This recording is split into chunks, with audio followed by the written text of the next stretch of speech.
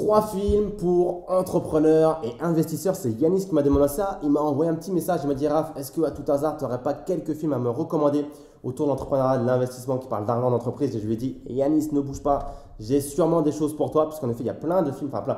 C'est malheureusement assez rare, mais il y en a quand même quelques-uns qui sont en plus très sympas autour de l'entrepreneuriat et de l'investissement. Et aujourd'hui, je vais t'en recommander trois parce que ce serait trop long de tous te recommander. Il y en a vraiment pas mal. Et si tu veux toute la liste complète, j'en parle en large, en long et en travers dans mes formations. Je te donne toutes des listes de livres, de films. Il y en a plein. Tu retrouveras tout ça dans la barre de la description. Mais aujourd'hui, je vais t'en donner trois. Mais attention, trois des meilleurs parce que je veux te donner le meilleur. Donc, le premier, c'est un film que personne ne connaît, j'ai l'impression, ça s'appelle The Billionaire. Et en fait, personne ne le connaît parce que c'est un film thaïlandais. Et le nom thaïlandais, si tu veux le retrouver, c'est Top Secret Wai Run Pan Lan. Ok, donc là, je ne sais même pas si je le prononce bien parce que c'est du thaï. Mais en fait, c'est l'histoire d'un gars. Donc je vais également te prononcer son nom. Il s'appelle Itipat Kulapagong Vanish. Bon voilà, je ne sais pas encore une fois si je le prononce bien, mais c'est l'histoire d'un Thaïlandais qui sort de l'université à 19 ans, qui veut entreprendre. Et franchement, le film dure longtemps, je crois qu'il dure 2h20, mais 2h30, mais c'est vraiment du pur bonheur. Puisqu'en fait, c'est une vraie histoire, c'est une success story de malade en Thaïlande. Si tu es déjà allé en Thaïlande et allé dans les 7-Eleven, tu dois sûrement déjà avoir vu dans les rayons ces fameux algues frites, tu sais, un petit peu qui ont l'air dégueulasses, que tu manges comme ça. J'ai jamais goûté, je ne sais même pas si c'est bon ou pas. Et en fait, c'est l'histoire de ce gars-là qui a créé ça. Il est devenu milliardaire. Au début, personne ne croyait en lui, ses parents. Je ne me rappelle plus trop de l'histoire du film précisément parce que ça fait longtemps que je l'ai regardé. Mais en gros, tu le vois vraiment galérer. C'est-à-dire qu'au début, il fait des petits stands. Ça se passe vraiment mal. Genre, limite, il rate tout ce qu'il fait. Ses parents, ils sont là en mode attends, on a payé pour toi une université, tu vas pas. C'est chaud. Toi. Il a vraiment l'impression de tous les côtés. Et à la fin, le gars, ça devient une des meilleures success stories de toute la Thaïlande. Il devient milliardaire. Et ce film-là, encore une fois, il est puissant de ouf. Je te mettrai dans la barre de description le nom des films précisément, comme ça tu n'auras pas à galérer à le retrouver. Mais je t'invite vraiment à le regarder. Tu peux facilement le retrouver sous-titré en anglais. En français, je ne suis pas sûr, mais au moins en anglais. Donc si tu maîtrises un petit peu l'anglais, même si tu ne maîtrises pas trop, je pense que tu comprendras l'essence du film. Il est vraiment très sympa.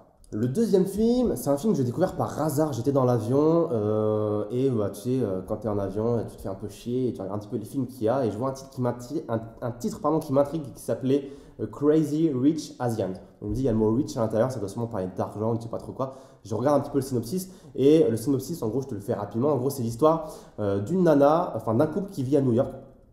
Le copain de cette nana est singapourien et il doit se rendre à Singapour pour le mariage d'un de ses meilleurs amis. Donc la nana le suit pour aller au mariage du meilleur ami de son copain et c'est la première fois qu'elle se rend à Singapour et c'est la première fois également qu'elle va rendre visite du coup à la famille de son copain qui est singapourien. Et en fait ce qu'elle ne savait pas, c'est que son copain lui avait caché un peu la réalité de sa famille, c'est que sa famille c'est une famille très puissante de Singapour, très riche et cet homme-là auquel elle est mariée, c'est un homme qui est très convoité au Singapour. Toutes les femmes raffolent de lui. Il est très connu, il est très riche, il est très puissant. Le film est excellent parce que bon, c'est un peu potin, c'est un peu en mode gossip, tu vois. Mais c'est beau, c'est bien tourné. Il y a des très belles demeures, il y a des très belles voitures, des Rolls. Il y a des petites scènes qui sont vraiment très sympas autour de l'argent, de l'investissement immobilier, des choses comme ça. Donc c'est plus un film détente, plus qu'une success story réelle dans lequel tu vas apprendre des trucs, des choses concrètes. Mais quand même, ça parle un petit peu d'immobilier et tout. Donc c'est vraiment un film très sympa que tu peux regarder. Crazy Rich Asian, je te le recommande fortement. Le troisième film, je ne sais pas si tu le connais parce que celui-ci il est vraiment très connu, donc War Dogs.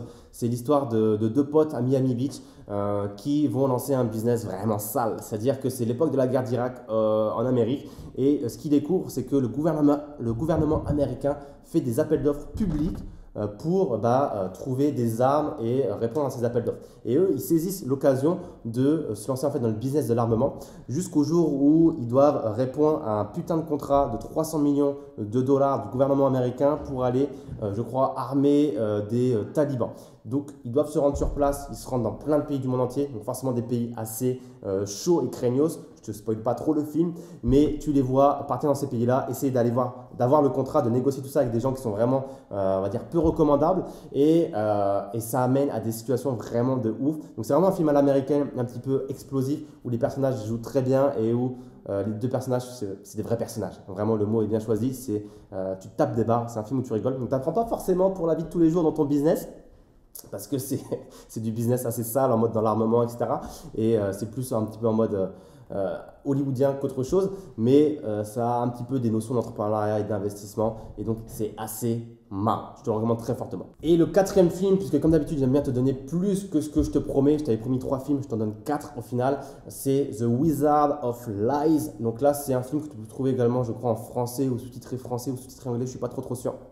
C'est l'histoire du fameux Bernard Madoff. Donc, je pense que tu connais, c'est le gars qui est derrière la fameuse putain de pyramide de Ponzi aux États-Unis. Il a escroqué 65 milliards de dollars à ses clients. Il leur faisait croire à des rentabilités de malade. Enfin, tout se passait très bien jusqu'au jour où la supercherie a été révélée au grand jour. Et il a pris 150 ans de prison. Je ne sais plus quand, il y a quelques années. Je crois que ce n'est pas un vieux l'histoire. Hein. Je pense qu'il est encore en prison. Et c'est même sûr, il est encore en prison. Il est toujours pas mort, le gars. Et ça raconte précisément l'histoire de comment il a monté cette pyramide de Ponzi. Alors tu vois toute l'histoire avec ses fils, les fêtes qu'il organisait, comment il faisait croire à ses clients qu'il y avait vraiment un fonds d'investissement qui tournait, qui générait du retour sur investissement, comment il allait chercher des nouveaux clients également, qu'il allait mettre des liquidités, parce que des fois on voit à quel point il se retrouvait en galère et il ne pouvait pas envoyer les chèques à tous ses clients parce qu'il manquait de liquidité, parce que forcément une pyramide de Ponzi nécessite tout le temps qu'il y ait de nouvelles personnes qui rentrent dans le business, entre guillemets, pour avoir des liquidités, pour verser de l'argent aux premiers entrants. Toi, les derniers entrants financent les premiers entrants, donc il faut toujours qu'il y ait des nouvelles liquidités. Et le film montre comment, des fois c'était un petit peu chaud, comment il faisait en sorte d'avoir des liquidités. Bref, c'est super intéressant, c'est super bien tourné en plus. Et pour le coup, tu as, je ne vais pas dire encore une fois beaucoup de choses à apprendre, mais ça montre un petit peu les dessous d'une des, je pense, plus grosses escroqueries des derniers temps. Donc voilà, The Wizard of Life. Donc si on résume, il y a The Billionaire, film thaïlandais très bien. Crazy Rich Asian sur la vie des familles de Singapour, très riche. Le troisième film, un film américain sur l'armement, sur le business de l'armement, on va dire. Et le quatrième film sur la plus grosse escroquerie du monde avec Bernard Madoff et les pyramides de Ponzi. Donc vraiment, ces 4 films-là, je t'invite à les regarder. Si tu les as déjà regardés, dis-moi dans les commentaires ce que tu en as pensé. Lequel tu préfères des 4? Si tu ne les as pas regardés, regarde-les ce soir ou demain ou dans la semaine et reviens sur la vidéo me dire ce que tu en as pensé. Ça me ferait super plaisir. Et si tu as d'autres films comme ça à recommander un petit peu à la communauté, n'hésite pas à les mettre dans les commentaires. Comme ça, tout le monde pourra voir un petit peu les films autour de l'entrepreneuriat, de l'argent, de l'investissement qu'on peut regarder. Et puis, c'est toujours cool de le partager entre nous. Donc, mets-moi un petit like si tu as aimé cette vidéo, un petit commentaire. Abonne-toi à la chaîne YouTube. Comme ça me motive à faire d'autres vidéos autour de l'entrepreneuriat et de l'investissement. Et je te dis à très vite. N'oublie pas non plus de regarder la barre de la description. Il y a pas mal de choses que tu pourras retrouver, de ressources utiles pour commencer à entreprendre et à investir. Merci à toi. Ciao.